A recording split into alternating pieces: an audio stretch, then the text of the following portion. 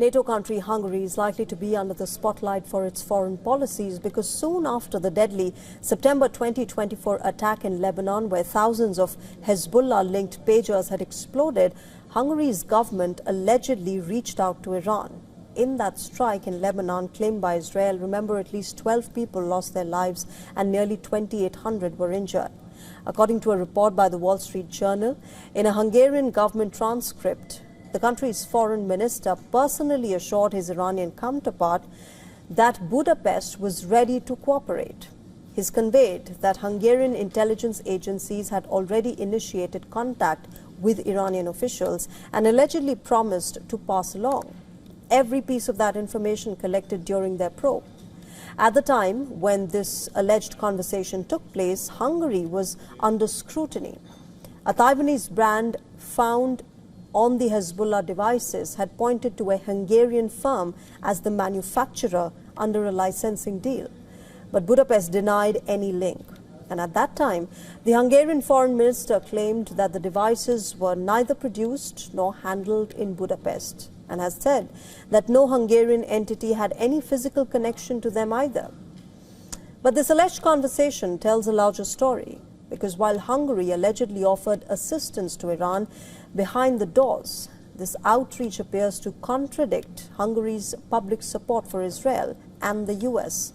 Hungarian Prime Minister Viktor Orbán has repeatedly backed Israel at international fora and even moved to withdraw from the International Criminal Court.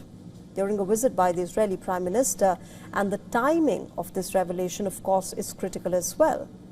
The US, under President Trump, is currently in a fragile ceasefire with Iran. Both Trump and Netanyahu have given their public endorsement to Orbán as well, ahead of Hungary's election on the 12th of April. J.D. Vance, on the other hand, just recently arrived in Budapest to bolster Orbán's campaign as well, with polls showing that Orbán is trailing from his main rival.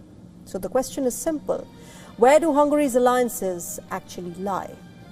All right, what if the heat that you feel is no longer just uncomfortable but unsurvivable? A groundbreaking new study is challenging what we thought we knew about human limits in extreme heat. For years, scientists believed that the human body could withstand up to 6 hours at a wet bulb temperature of 35 degrees Celsius, which is essentially a combination of heat and humidity that prevents the body from cooling itself. But that threshold turns may be far too optimistic. From Mecca and Bangkok in 2024 to Phoenix in 2023 and earlier events in Australia, Pakistan and Spain, researchers have re-examined some of the deadliest heat waves across the world. None of these heat waves reached the so-called absolute limit. Instead, they killed thousands. So what went wrong with our understanding? Well, scientists use a new model, one that doesn't just look at temperature and humidity, but also how the human body actually functions under stress, especially with age.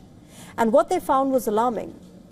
In all 6 heat waves, there were periods where conditions became non-survivable for people over the age of 65. Even a few hours of outdoors without adequate shade or cooling could turn deadly. Even shade was not enough in some cases, like the heat wave in Larkana and Phoenix. The heat was so intense, in fact, that the body simply could not cool itself.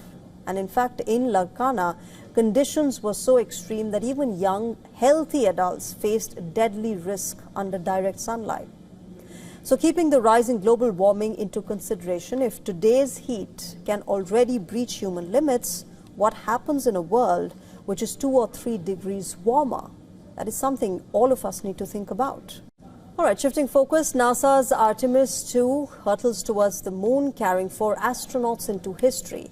But before splashing down in the Pacific, the crew face a 2,760 degrees Celsius re-entry with an unproven heat shield. NASA is assured that all systems are in perfect condition, a fiery descent that will test engineering, endurance, and trust.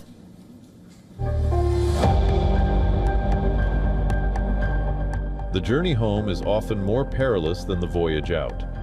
Having shattered records and touched the edge of the lunar far side, the 4 astronauts of Artemis 2 now face a final terrifying barrier, the Earth's atmosphere.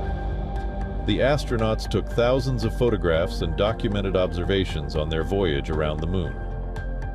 Now, as the edge closer to home, the Artemis astronauts are barely starting to process the extraordinary experience they shared.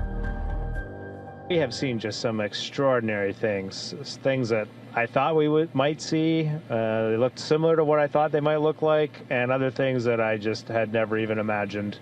And those were different perspectives that we saw these things from. I will tell you exactly as it went. When we watched that Earth eclipse behind the moon, wow, I'm actually getting chills right now just thinking about. My palms are sweating. But it is amazing to watch your home planet disappear behind the moon. You could see the atmosphere. You could actually see the terrain in the moon projected across the Earth as the Earth was eclipsing behind the moon. It was just an unbelievable sight.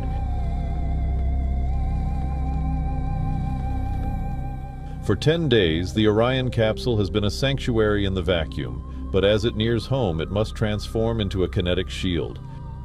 It will strike the atmosphere at 40,000 kilometers per hour.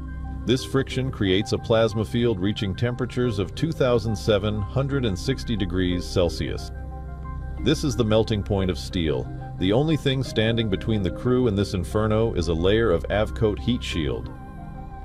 Did a comprehensive review of all the imagery that we were getting down off the surface of the crew module. No concerns, no issues seen that would make us have any pause for the re-entry phase. Everything is in excellent condition for that entry. So that's our pretty crew module. Now, earlier during the Artemis 1 mission in 2022, the uncrewed Orion spacecraft experienced unexpected heat shield loss.